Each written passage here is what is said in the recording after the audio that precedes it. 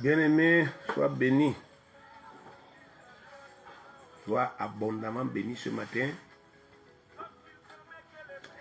Surtout toi qui fais face. Toi qui fais face à une oppression qui semble ne pas baisser. Tu fais face à une oppression qui semble ne pas baisser. Ça peut être sur le plan financier et matériel. Tu fais face à une oppression et tu as l'impression que cette oppression ne va jamais cesser. La chanson là te dit que Dieu est dedans.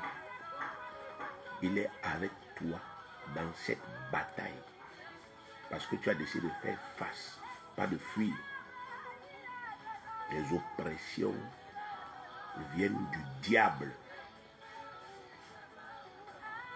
La plupart du temps, nous, les fils et les filles de Dieu, on a souvent l'impression que les oppressions sont un désaveu de Dieu. Ce n'est pas le cas.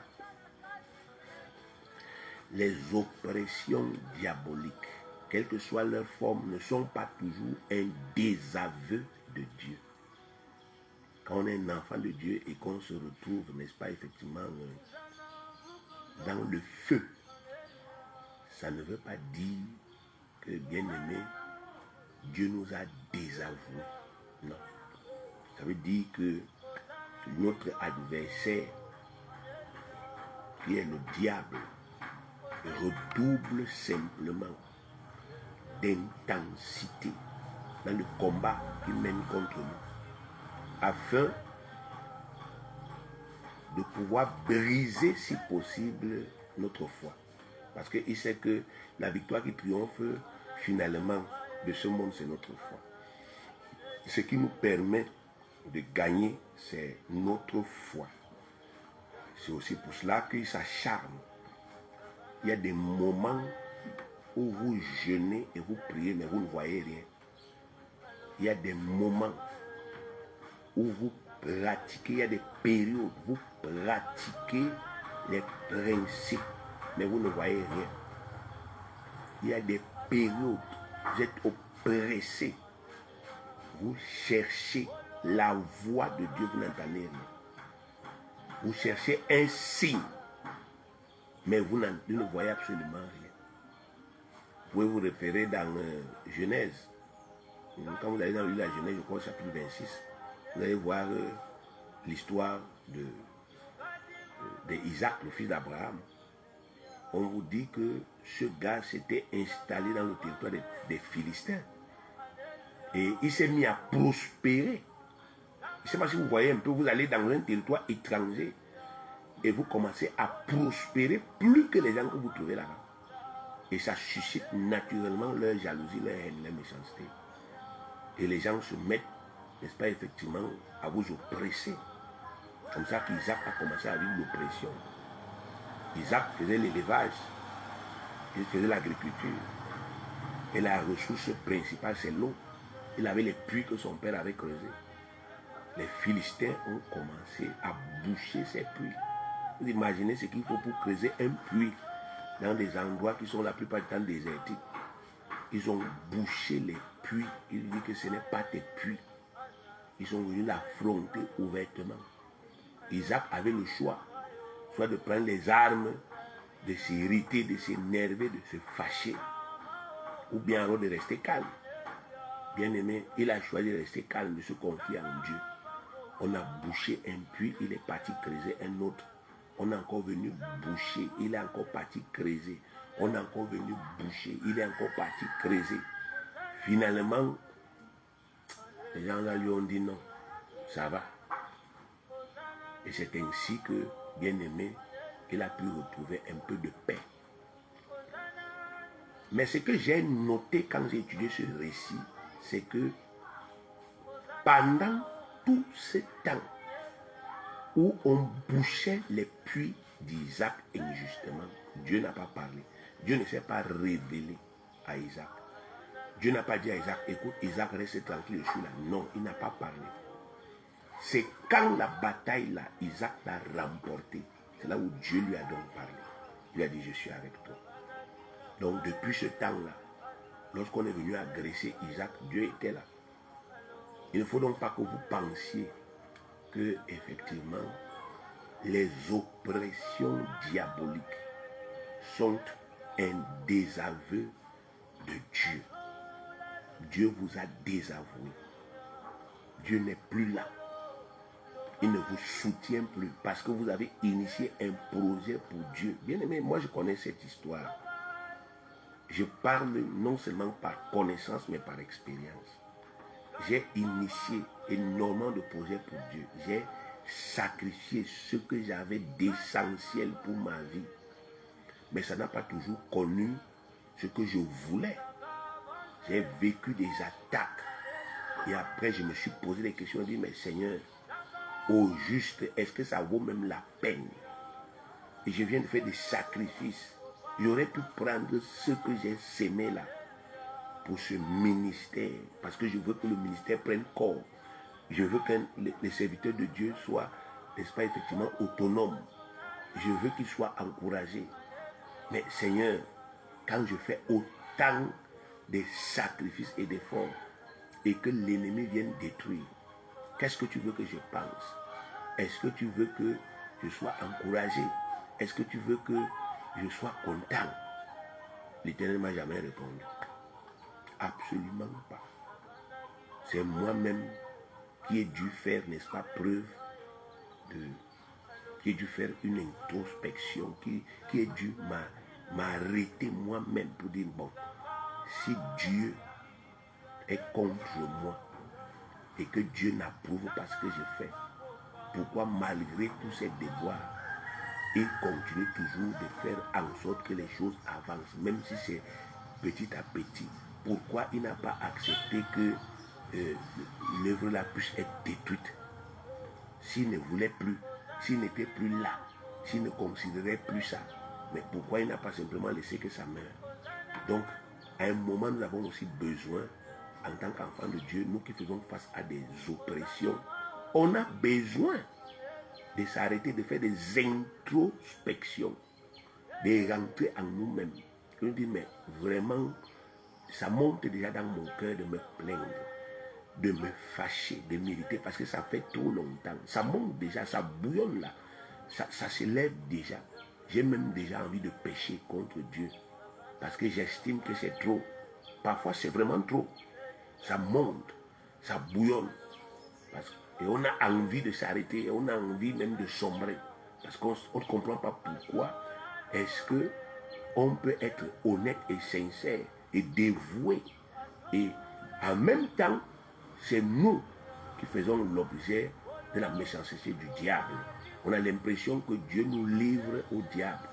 Que c'est notre propre Père là, il nous livre. Un peu comme si il nous tente.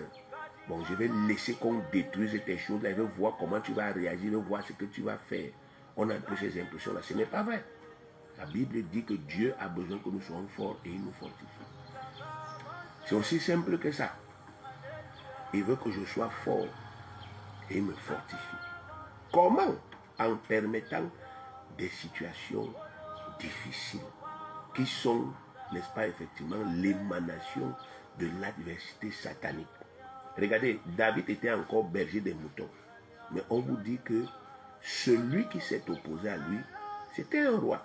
Celui qui s'est opposé à lui, c'était un Goliath. Donc, parce que David avait un appel terrible. Et s'il réussissait son appel, ça devait avoir des répercussions terribles pour l'œuvre de Dieu. C'est aussi la même chose avec nous aujourd'hui. Les attaques et les oppressions que nous vivons sont proportionnelles, bien-aimés, à la force, à l'énergie que le diable concentre pour nous contrer. N'oubliez pas que adversaire en latin veut dire celui qui est contre. Adversus veut dire contre.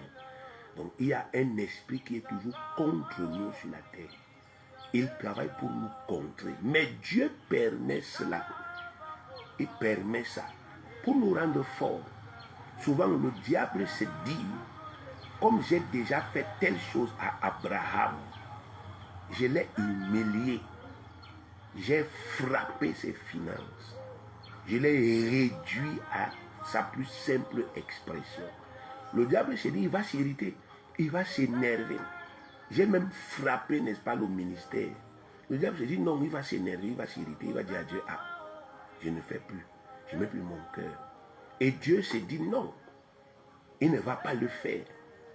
Au contraire, il va encore renouveler son intelligence, puiser en moi la force pour supporter ce qu'il est en train de vivre maintenant et pour continuer à faire son ministère. Il va acquérir une expérience que rien d'autre que cette situation difficile ne peut lui donner. Et c'est pourquoi que Dieu permet.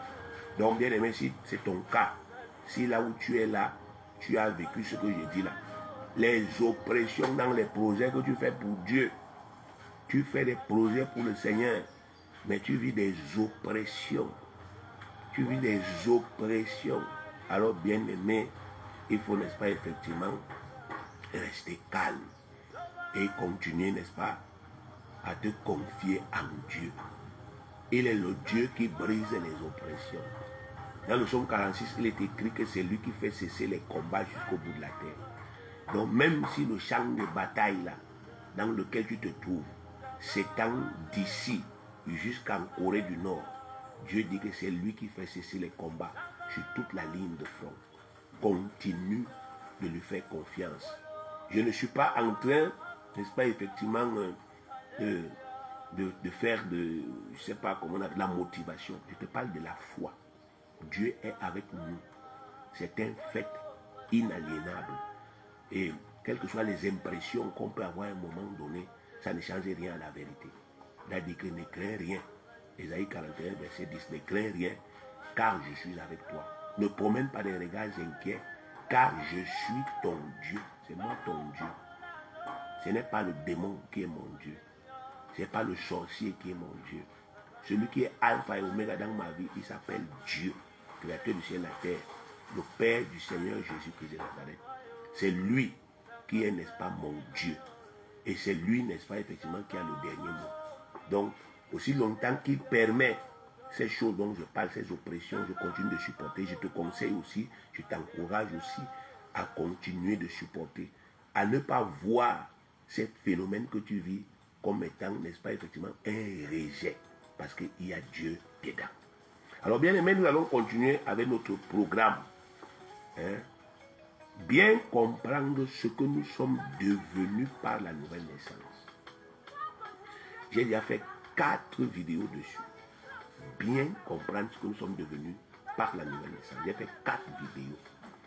Et dans les 3 premières vidéos, je vous ai parlé de ce que veut dire fils de Dieu. La nouvelle naissance a fait de nous fils de Dieu. Et je vous ai expliqué en long et en large ce que veut dire un fils de Dieu. Parce que je ne voudrais pas que ces notions soient des notions abstraites. Que vous parlez seulement comme ça. Je suis fils de Dieu, mais vous ne comprenez pas vraiment ce que ça signifie. Parce que fils de Dieu, c'est ce que vous et moi nous sommes devenus. Le verbe devenir, c'est un verbe d'état. Mais un verbe qui montre qu'il y a eu un changement d'état. On n'était pas d'abord ça avant et on l'est devenu. Donc il y a eu un changement d'état le jour où nous avons confessé Jésus-Christ.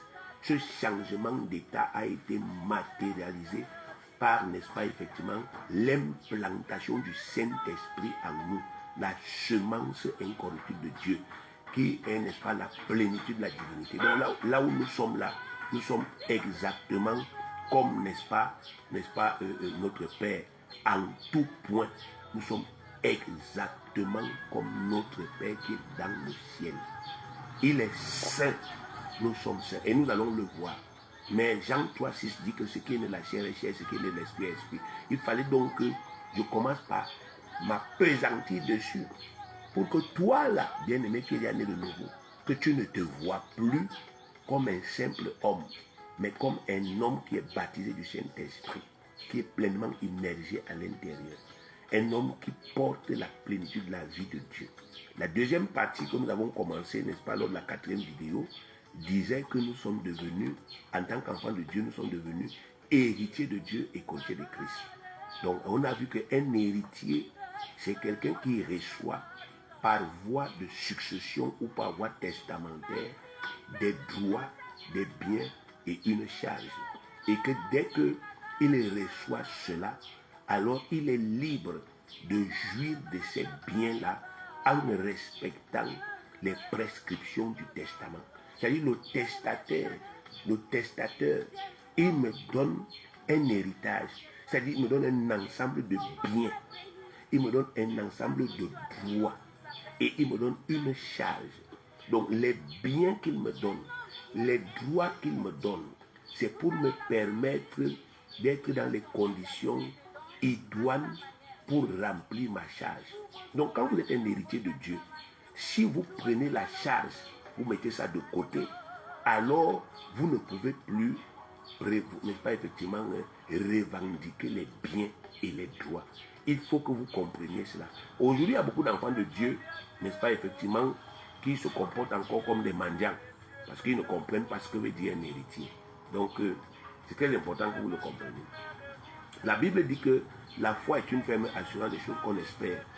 Une ferme assurance des choses qu'on espère, une démonstration de celle qu'on ne voit pas. Bon, la question est, comment je fais pour être sûr que Dieu va me donner la terre promise? Comment je fais pour être sûr que Dieu va me tirer, n'est-ce pas, effectivement, du faux pas, là où moi je suis parti tomber en tant qu'enfant de Dieu? Comment je fais pour être sûr que Dieu va redresser ma vie? Comment je fais pour être sûr que Dieu va m'accorder ce que je demande aujourd'hui? Et la réponse est simple. Pour être sûr, il faut que je comprenne simplement le statut qu'il m'a donné. Héritier de Dieu et co-héritier de Christ. Il faut que je le comprenne. Il faut que je comprenne que Romains 8, verset 17 dit que je suis héritier de Dieu. Donc je suis un ayant droit. Il m'a donné ce statut. Il a décidé qu'en tant qu'enfant, je suis héritier. Et tout est là-dedans. Héritier veut dire que il m'a donné des droits qui appartiennent à Christ. Donc j'ai les mêmes droits que le Christ et Jésus sur la terre. Il m'a donné des biens qui appartiennent à Christ. J'ai les mêmes biens que Jésus-Christ sur la terre. Et il m'a donné la même charge qu'il a donnée à Jésus-Christ. Vous voyez? Donc, à partir du moment où je comprends ça, ma manière de prier change. Je ne prie plus n'importe comment. Et je suis surpris que même quand je fais les prières les plus simples, j'obtiens des résultats. Parce que j'ai compris quel est mon statut. J'ai compris que j'ai reçu de Dieu des droits qui sont inaliénables, qu'on appelle les droits de filiation, les droits liés à ma naissance. La filiation, c'est la naissance, ou bien la filiation, pardon, c'est la relation qui me lie à mon père. Donc, il y a des droits qui sont relatifs à la relation qui me lie à mon père. On appelle ça des droits de filiation. Comme mon père m'a accouché et il m'a reconnu, alors, de façon, n'est-ce pas, effectivement, automatique, j'ai des droits que cette relation de père et de fils me donne. Donc, comme Dieu m'a accouché en Jésus et il m'a reconnu comme son enfant, automatiquement, cette relation de père et de fils entre moi et Dieu me donne des droits inaliénables qu'on appelle des droits de filiation. Et nous allons les voir. Cette même relation qui fait de moi l'héritier de Dieu me donne aussi des biens. Les biens qui sont des choses de valeur. Les choses de valeur, les choses qui ont une grande valeur. Parfois une valeur inestimable, une valeur inquantifiable. Et qui sont nécessaires et qui sont utiles, n'est-ce pas, pour ma vie sur la terre. Et maintenant, toujours dans, n'est-ce pas, effectivement, en tant qu'héritier de Dieu, j'ai aussi des charges. Les trois là sont indissociables. Les trois sont indissociables. C'est-à-dire les droits de filiation, les biens et la charge. Vous ne pouvez pas les dissocier. Donc vous ne pouvez pas dire, en tant qu'héritier de Dieu, en tant que fils de Dieu, je suis héritier. Et alors, je prends seulement les droits et les biens et je laisse la charge. Non, c'est indissociable. Parce que l'héritier ne travaille pas pour, n'est-ce pas, effectivement, construire ses biens. L'héritier ne travaille pas, n'est-ce pas, pour recevoir ses biens. L'héritier, c'est quelqu'un qui bénéficie du travail de quelqu'un d'autre. Donc, Dieu a travaillé pour construire sa propre richesse. Il a créé ces choses.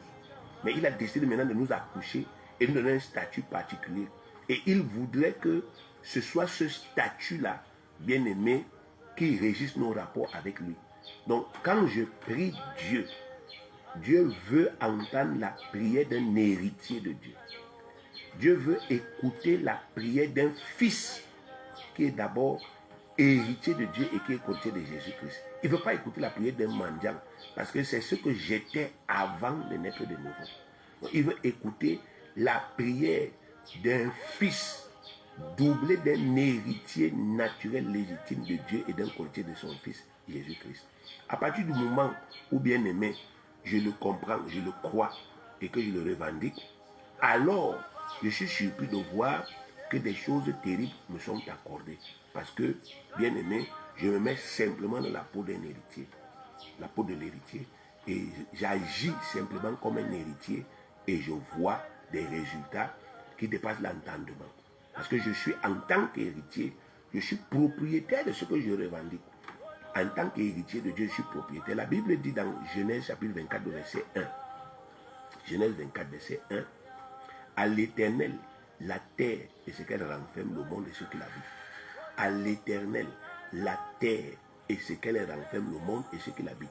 La Bible dit encore, n'est-ce pas, effectivement, dans je crois, 1 Corinthiens chapitre 3, que nous aussi, nous sommes à Christ.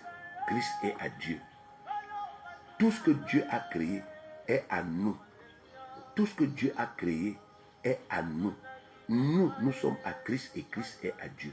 Donc, tout ce que Dieu a créé nous appartient. Donc, quand nous revendiquons les choses que Dieu a créées, nous revendiquons ce qui nous appartient de droit. Ce qui nous a été donné en héritage par le testament de Dieu lui-même. Nous ne revendiquons pas ça comme des mendiants. Nous ne commandons pas à notre Père. Nous revendiquons un héritage qu'il nous a donné en tant que ce qu'il a fait de nous. Donc ses enfants et ses serviteurs. Donc nous revendiquons ça, non seulement pour notre jouissance, mais aussi pour l'accomplissement du ministère de la réconciliation. Parce que c'est ça la charge. Nous sommes engagés dans le ministère de la réconciliation et on revendique donc les biens que Dieu a promis de nous donner à ce titre-là. C'est Matthieu chapitre 6, verset 33. Cherchez premièrement, vous les héritiers, les disciples de Jésus-Christ, les héritiers de Dieu, les courtiers de Christ, cherchez premièrement le royaume de Dieu et sa justice. Et toutes ces autres choses vous seront données par-dessus. Jean 15, verset 7. Si vous demeurez en moi et que mes paroles demeurent en vous, demandez ce que vous voudrez et cela vous sera accordé. Cela vous sera accordé. Si vous demeurez en moi et que mes paroles demeurent en vous, demandez ce que vous voudrez et cela vous sera accordé. Donc vous comprenez, bien aimé, que la posture d'un enfant de Dieu, bien aimé, ne doit plus être la posture d'un mendiant. Beaucoup de prières ne sont pas exaucées parce que nous ne sommes pas dans notre posture d'héritier de Dieu. Beaucoup de combats sont perdus parce que nous ne sommes pas dans notre posture d'héritier de Dieu. On perd beaucoup de batailles sur la terre-ci parce que nous ne combattons pas en tant que ce que Dieu a fait de nous. Nous ne combattons pas comme des héritiers. On se comporte comme des païens.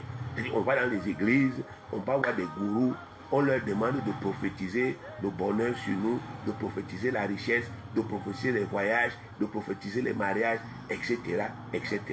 Alors que Dieu nous dit, nous sommes héritiers. C'est-à-dire que toutes ces choses-là nous appartiennent déjà de toi. Mais la jouissance est régie par la loi.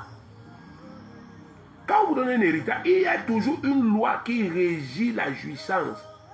Dans le testament, il y a la loi. Tu vas utiliser l'argent si comme ça.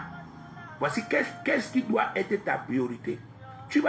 C'est aussi ce que Dieu a fait. Tu veux te marier, voici le cadre. Tu veux que je te marie, voici pourquoi tu dois te marier. Il n'est pas bon que l'homme soit seul. Je lui ferai une aide semblable à lui. Il n'est pas bon que l'homme soit seul pour faire quoi? Voilà ce que Dieu a dit avant.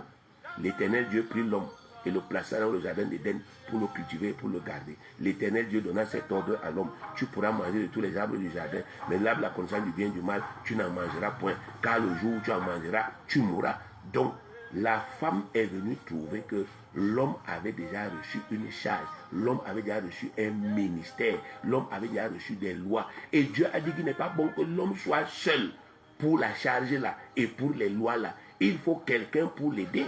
Donc, à partir du moment où vous êtes héritier de Dieu, co-héritier de Christ, et que vous êtes célibataire, et vous vous êtes engagé dans le ministère, et que vous dites à Dieu, amène-moi un homme que je dois aider à accomplir ses charges sur la terre. Pourquoi vous voulez que Dieu hésite? Puisque vous êtes déjà dans, n'est-ce pas, effectivement, la mentalité de Dieu. Vous êtes dans sa vision. Vous êtes en accord avec lui. Vous êtes en communion avec lui. Mais quand vous allez à l'église tous les jours, oh Seigneur, le célibat va me tuer. Je ne sais même plus depuis combien de temps je suis célibataire, etc., etc. Pardon, aie pitié de moi. Donne-moi aussi ma part de mari. Pour qu'au quartier, on ne se moque plus de moi. Bien-aimé, dans quel registre vous puisez, n'est-ce pas, effectivement, ces arguments? Ça sort d'où dans la Bible? Ça sort d'où?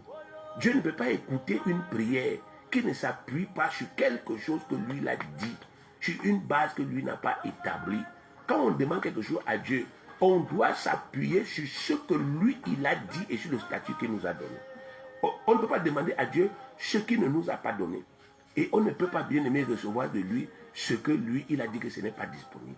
Donc c'est pour cela que nous devons connaître notre statut et connaître les biens. Je vais énumérer quelques-uns de ces biens-là. Hein, vous allez voir. Je vais énumérer quelques-uns de ces biens. Le tout premier, c'est la vie éternelle. La vie éternelle est le nom que Dieu a donné, la forme de vie qui lui est propre. Dieu appelle sa vie que lui vit là, il appelle ça la vie éternelle.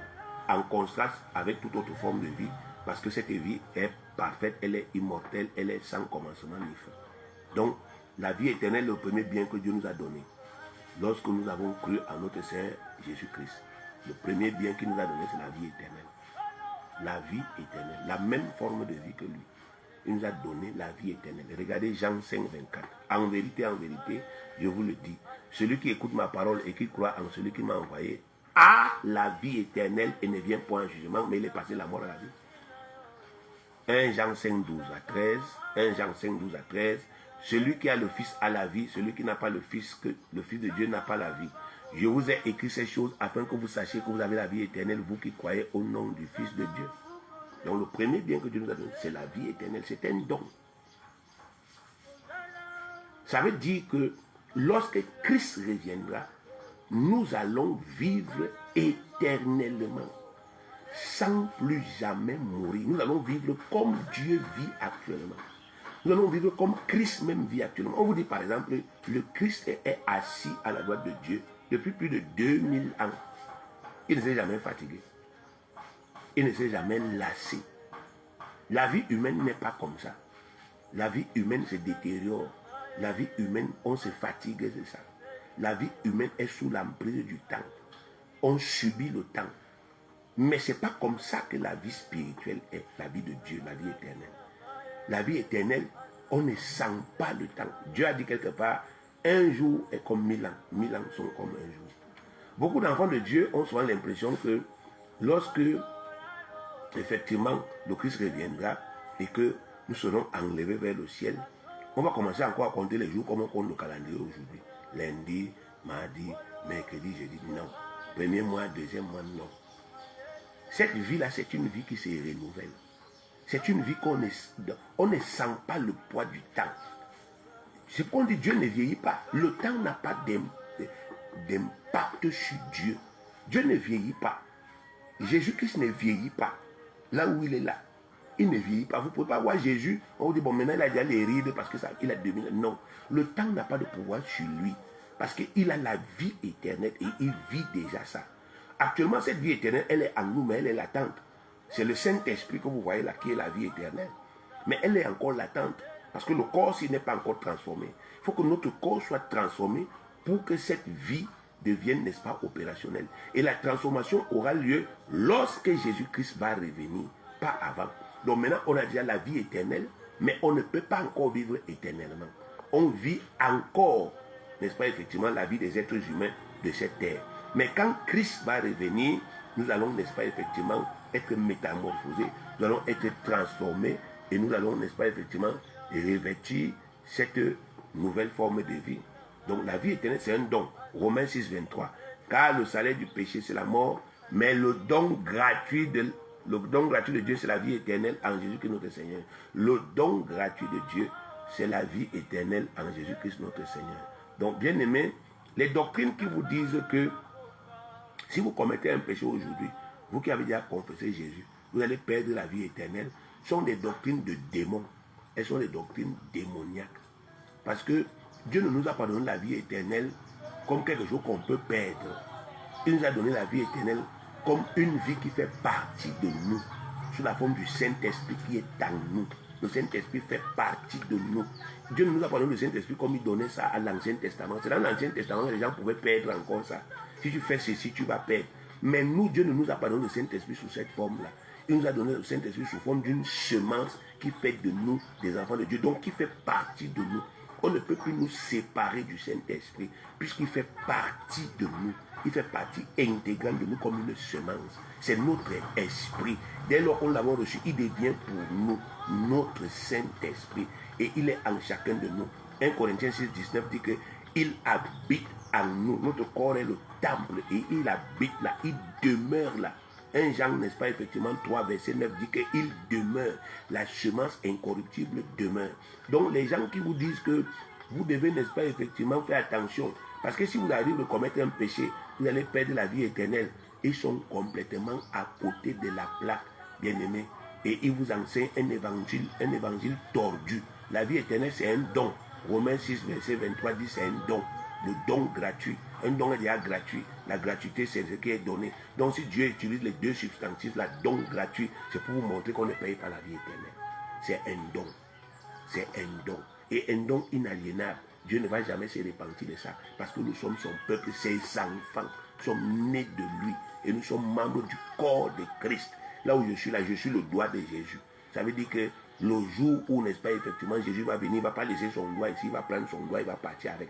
Même si je suis l'orteil, quand il va revenir, il va prendre son orteil que je suis. S'il y a quelque chose qui est gâté sur l'orteil, là, il va arranger, il va partir avec son orteil. Son corps sera au complet. Donc ne croyez plus en ces enseignements bidons qui vous disent que non, si vous commettez un péché, vous, enfants de Dieu, vous allez perdre la vie éternelle. Moi, j'ai des enfants qui commettent des péchés tous les jours, mais ils n'ont jamais perdu leur filiation. Ils n'ont jamais cessé d'être mes enfants. Il y a même parfois, j'ai dit, bon, tu n'es même plus mon enfant. Mais ça ne change rien qu'il soit toujours mon enfant, parce que c'est dans le sang. Nous aussi, on a le sang de Dieu pour parler à la manière des hommes. Et c'est le Saint-Esprit. Donc même si Dieu se lève un matin et dit, Abraham, je suis trop fâché aujourd'hui, tu n'es plus mon fils, ça ne peut pas arriver. Parce qu'effectivement, j'ai ça en moi, j'ai son ADN, j'ai sa propre vie. Donc à partir d'aujourd'hui, bien aimé, ne servez plus Dieu pour obtenir la vie éternelle. Commencez à servir Dieu, vous ses enfants, par amour pour lui, parce qu'il vous a déjà donné la vie éternelle. Ne priez plus Dieu en disant, Seigneur, s'il te plaît, donne-moi la vie éternelle. Non, il vous a déjà donné la vie éternelle. Louez-le pour cette vie éternelle. Croyez-le simplement et servez-le parce que vous avez déjà ça. Et travaillez sur la terre pour que d'autres personnes aient aussi cette vie éternelle gratuitement en croyant en Jésus. Alors, l'autre bien que Dieu nous a donné, n'est-ce pas, effectivement, le deuxième bien, je n'ai pas dit que c'est dans l'ordre, mais je les ai énumérés, j'ai essayé de les énumérer, n'est-ce pas, selon un ordre particulier. L'autre bien que lui nous a donné, c'est l'intégrité physique ou la bonne santé. L'intégrité physique ou la bonne santé. Alors, le mot intégrité veut dire, le mot intègre veut dire entier ou bien complet. Une chose intègre ou bien une chose entière, n'est-ce pas, effectivement, est une chose sans erreur, sans défaut. L'intégrité physique, c'est la restauration ou bien la réparation physique. Dieu nous a séparés, il nous a, réparés sur le plan physique par l'œuvre rédemptrice du Seigneur Jésus-Christ. Il nous a pleinement redonné la bonne santé que la maladie provenant du péché avait endommagé. Donc, le deuxième bien que Dieu nous a donné, c'est la santé, l'intégrité physique. Ça veut dire quoi? Ça veut dire que Dieu nous a donné la réparation de nos corps. Les corps, vous voyez ici, les corps ont été endommagés par le péché. Le péché a apporté la maladie dans le corps. Et le rôle de la maladie est de détruire le corps, de fragiliser le corps, de tuer le corps et d'abréger la vie, de faire souffrir le corps. Mais Dieu a fait quelque chose de particulier pour nous, ses enfants. Il nous a donné cette intégrité-là, cette réparation-là, par l'œuvre de notre Seigneur Jésus-Christ. En sorte que là où nous sommes là, nous portons cette guérison en nous. Beaucoup parmi vous, vous ne comprenez pas souvent pourquoi une maladie peut venir. Ça vous fait même souffrir. Ça fait même un mois dans votre corps. Après, ça disparaît. Mais ça ne laisse pas de séquelles. Vous ne comprenez pas ça. C'est parce qu'en réalité, bien aimé, en vous, il y a la guérison. L'esprit que vous avez là, c'est la guérison. Regardez Ésaïe 53, verset 5. Mais il, c'est-à-dire Jésus, était blessé pour nos péchés, brisé pour nos iniquités. Le châtiment qui nous donne la paix est tombé sur lui et c'est par ses meurtrissures que nous sommes guéris. Donc, le péché originel a eu des conséquences même sur le plan de notre santé. Le péché a touché tous les aspects de la vie de l'homme. Le corps aussi, c'est avec ça, bien aimé, qu'on marche. C'est avec ça qu'on voit. C'est avec ça qu'on travaille. Le corps que vous voyez ici. L'âme est à l'intérieur. C'est l'âme qui anime le corps, c'est vrai. Mais le péché a eu des effets sur le corps. En sorte que, sans la grâce de Dieu, nos corps n'allaient même plus être capables de supporter, je ne sais pas, même les intempéries. Le froid, ça te tue. La chaleur, ça te tue.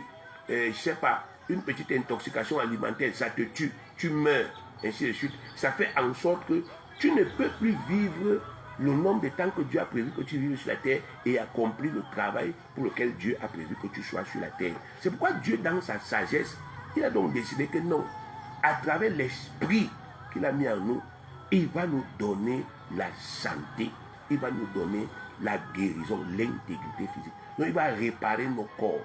Si nos yeux étaient gâtés, dit, l'esprit répare tes yeux. Si le foie était gâté, l'esprit répare le foie.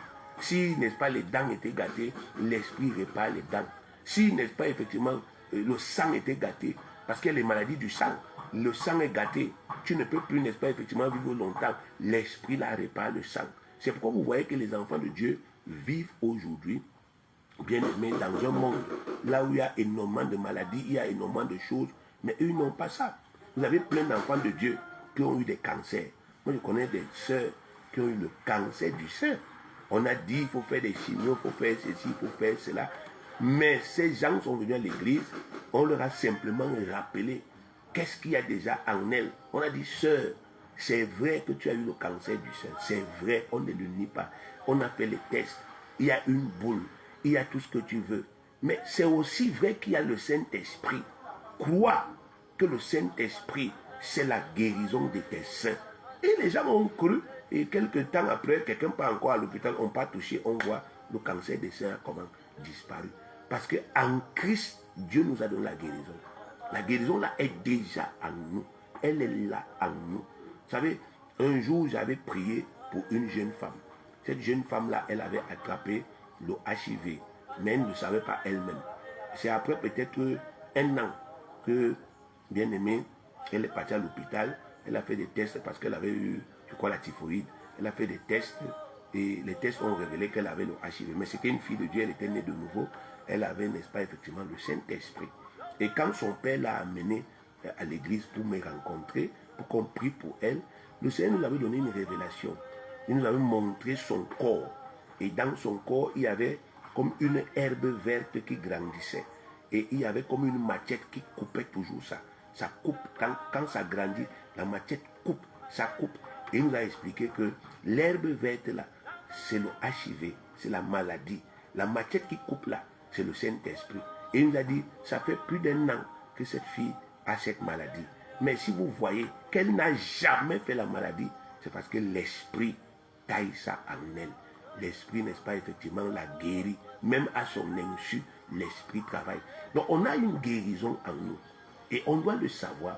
Et non seulement, bien aimé, on doit se battre pour y croire afin de vivre cela. Mais on doit aussi communiquer ça aux gens. Jésus-Christ a dit, ils imposeront les mains aux malades, les malades seront guéris. Donc cette guérison, on doit la vivre. Vous devez croire pour la vivre. Je vous dis, bien-aimés, vous devez croire pour vivre cette guérison en manifestation. Vous devez croire pour que cet esprit qui est en vous manifeste cette guérison. Vivre année après année dans la santé. Vivre année après année dans la santé. Que les gens s'étonnent même. On dit, mais toi tu ne pars jamais à l'hôpital. Toi tu ne prends jamais les comprimés. Et que vous leur disiez, j'ai reçu de Dieu ce qu'on appelle l'intégrité physique. J'ai reçu la santé. J'ai reçu la guérison. C'est en moi. J'ai un esprit en moi qui est la guérison. Et il me guérit. Et je peux aussi imposer les mains à quelqu'un. C'est-à-dire transmettre cette guérison à celui qui croit par l'imposition de mes mains. Ce que le Seigneur Jésus-Christ, n'est-ce pas, a dit dans Marc, le chapitre 16, le verset 18, ils imposeront les mains aux malades et les malades seront guéris. Donc aujourd'hui, bien aimés, si nous croyons en cette guérison, il y a beaucoup de choses qui vont changer tout autour de nous. La véritable évangélisation, ce n'est pas trop les grandes campagnes. C'est bien de réunir les foules et de prêcher. Mais la véritable évangélisation, c'est comme notre Seigneur faisait. Il arrive chez quelqu'un. Quelqu'un est malade, il parle, il prêche et il opère. Et la personne est guérie. Et quand la personne est guérie, c'est elle qui part témoigner. Pour moi, c'est le véritable, n'est-ce pas, effectivement, la véritable stratégie. C'est-à-dire que si nous pouvons être capables, nous les chrétiens, les enfants de Dieu nés de nouveau, de croire en cette guérison, de la vivre et de commencer aussi à la transférer aux autres, autour de nous, dans nos familles. Bien aimés, ce qui va se passer, c'est que les choses vont changer. Les gens vont nous commencer à nous voir autrement. Ils vont dire, mais non, ces gens-ci, peut-être que bon, eux, ils n'ont pas la même manière de louer Dieu que nous. Et ils ne font pas la même chose que nous dans nos diverses églises. Mais ce que nous constatons, c'est qu'ils sont efficaces. Vous savez, il y a eu un phénomène, je vais terminer par là, à propos de la guérison. Un phénomène qui s'était produit ici à Bertois. Alors un jour, j'allais à l'église pour mon cours. J'avais cours avec les ouvriers évangéliques, donc j'ai un cours biblique que je devais dispenser. Et quand je suis arrivé à l'église ce jour-là, autour de 10 heures, j'ai trouvé un pick-up de la police. Et les policiers sont venus m'arrêter. Et ils m'ont amené au commissariat central de la ville de Bertois. Et quand je suis arrivé au commissariat, j'ai trouvé 2 militaires là-bas au commissariat. L'un des militaires m'accusait d'avoir détourné sa femme. Il disait que j'ai détourné sa femme et que je la cachais chez moi. Et donc, j'ai remis ma carte d'identité. On était devant un officier de police. J'ai remis ma carte d'identité à un officier de police. L'officier de police a pris ma carte d'identité. Moi, je ne le connaissais pas. Il a pris ma carte d'identité. Il a lu mon nom. Il m'a remis ma carte d'identité. Il m'a dit, c'est vous le pasteur Abraham? J'ai dit oui. Il a dit au militaire en question, cet homme-ci ne peut pas faire ce que vous dites là. Et il leur a expliqué pourquoi il disait. Il leur a dit ceci. Je suis un ancien d'église, dans une église de la place.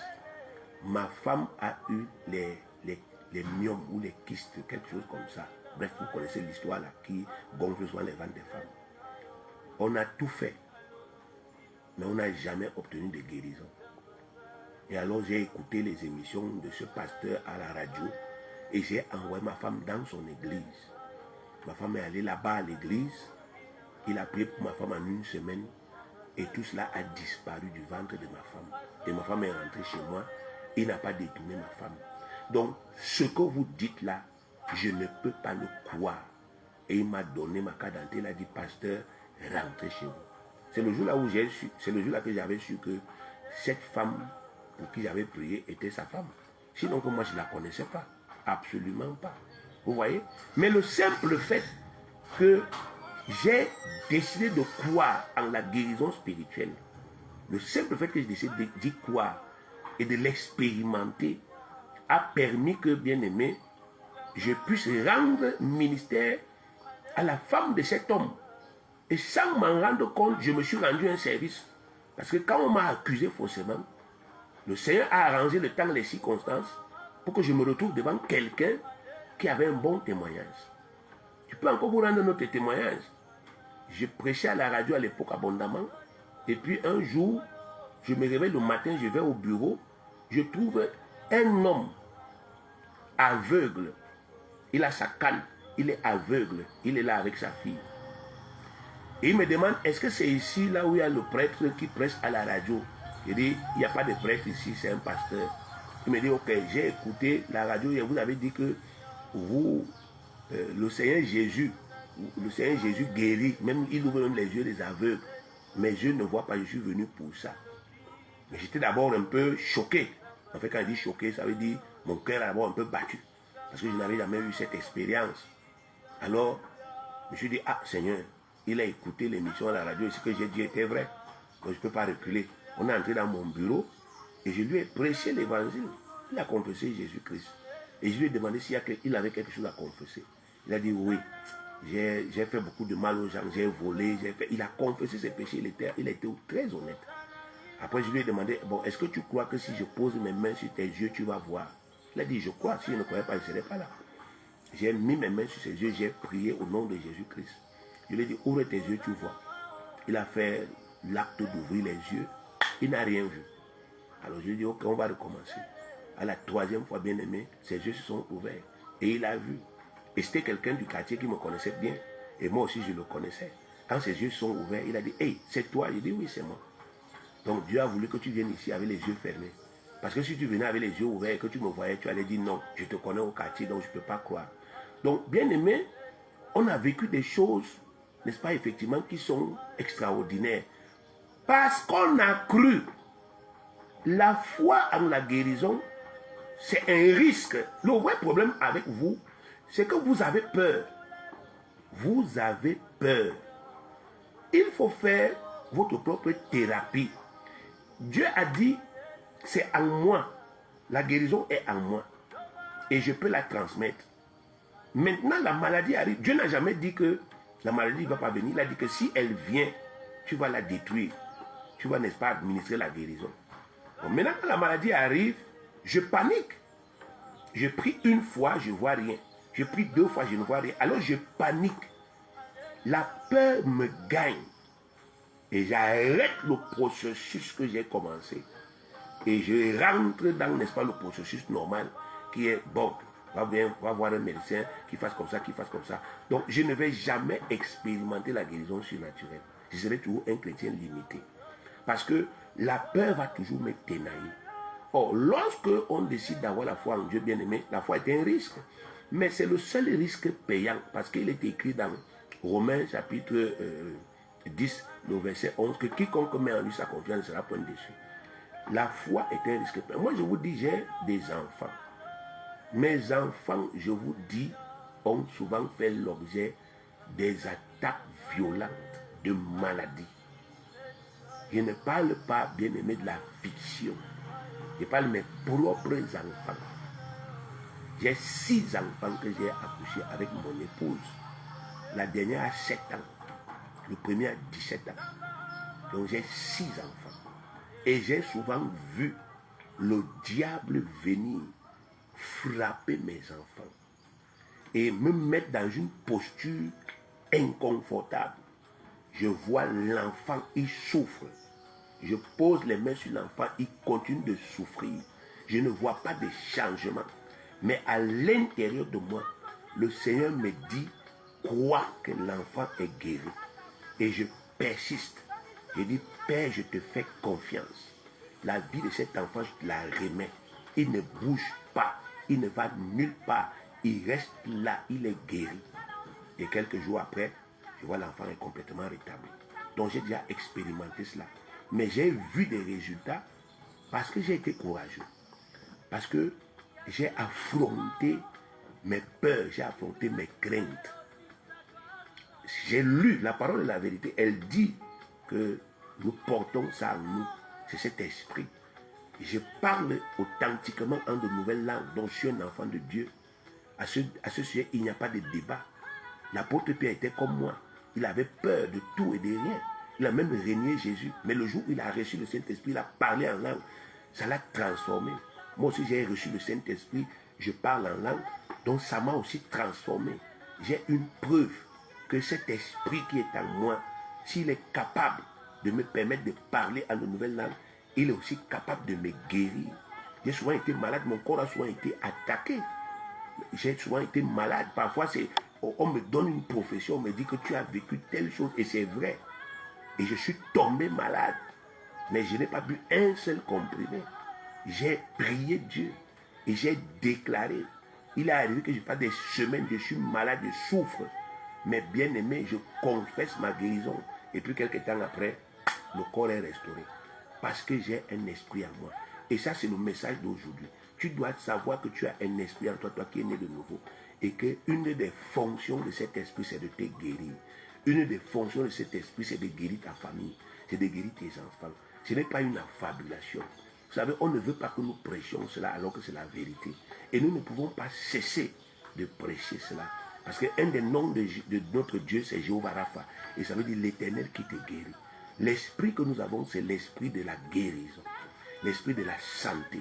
L'esprit de la bonne santé. L'esprit qui guérit le foie. L'esprit qui guérit les poumons. L'esprit qui guérit la lèpre. Une dame était venue avec sa fille dans notre église. Bien aimé, je ne sais même pas comment on peut appeler ça. Son corps était comme les cacas, c'est-à-dire les crottes sur elle. On a prêché Christ. On les a amenés à confesser le Seigneur Jésus-Christ. On les a amenés à faire leur cul d'âme. Et on a prié, on a seulement pris l'huile d'onction. On les a oints comme ça. Bien aimé, la semaine qui suit, la peau est redevenue normale. Donc, chaque fois que nous avons cru en cette guérison spirituelle, nous l'avons expérimentée. Et chaque fois que nous avons cru, nous l'avons aussi transmise. Parce que c'est un des biens que Dieu nous a donné en Christ Jésus. Comment peut-on faire le ministère si on n'a pas la santé? Comment peut-on prêcher si on n'a pas la santé? Montrez-moi dans un endroit dans la Bible, là on vous dit que l'apôtre Pierre ne pouvait pas aller prêcher parce qu'il était couché au lit, il était malade. Non. Une des choses que Dieu nous a données, un des biens précieux que Dieu nous a donné, c'est la santé. Et cette santé n'est rien d'autre que l'esprit que Dieu nous a donné. C'est l'esprit de santé. Les chrétiens disent c'est l'esprit de sagesse. Oui, il m'a donné la sagesse. C'est l'esprit, n'est-ce pas, effectivement, de la vie. Il m'a donné la vie. Mais quand il faut arriver au niveau de la santé, ils ont du mal à dire c'est l'esprit de la santé. C'est l'esprit de la guérison. Eh bien, aujourd'hui, bien aimé, il est question d'affronter cela, d'affronter ses craintes, d'affronter ses peurs et de croire que cet esprit est réellement l'esprit de la santé et de croire que vous n'allez pas mourir si vous faites confiance à cet esprit. Même si la maladie là c'était comment, il est question pour vous de croire. La dernière chose que j'ai vécue, bien aimé, il y a quelque temps de cela, c'est une maman qu'on avait diagnostiqué un cancer. Elle était à l'ouest. Elle a vendu sa maison à l'ouest pour faire, n'est-ce pas, effectivement, une thérapie, une chimiothérapie à Yaoundé. Et quand on a fini de faire la chimio, on lui a dit que c'est bon. Elle est venue à Béton parce qu'elle n'avait plus, n'est-ce pas, de maison à l'ouest. Sa fille est mariée ici. Elle est venue ici pour rejoindre sa fille et se retrouver en famille. Sa fille lui a acheté une petite maison, un petit appartement quelque part, là où elle vivait. Et la maladie a subitement recommencé. Elle est venue, n'est-ce pas, effectivement, voir sa fille. Sa fille l'a renvoyée à Yaoundé. Et quand elle est arrivée à Yaoundé, on a dit qu'il faut recommencer la chimio et que ça allait coûter un peu plus cher. Elle a dit, je n'ai plus d'argent. On lui a parlé, n'est-ce pas, du Seigneur Jésus-Christ. Elle m'a appelé. Elle m'a appelé au téléphone. Je lui ai dit que mais si tu as la foi, quitte l'hôpital, tu viens me trouver. Elle est venue me trouver, bien aimée. Et on a travaillé 3 jours de travail. Tout ce qu'il y avait en elle est sorti.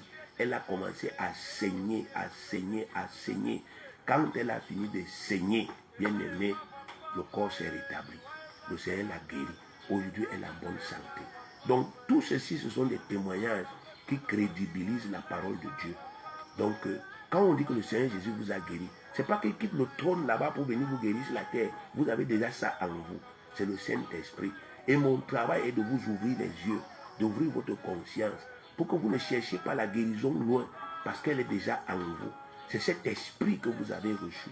C'est cette puissance que vous avez reçue.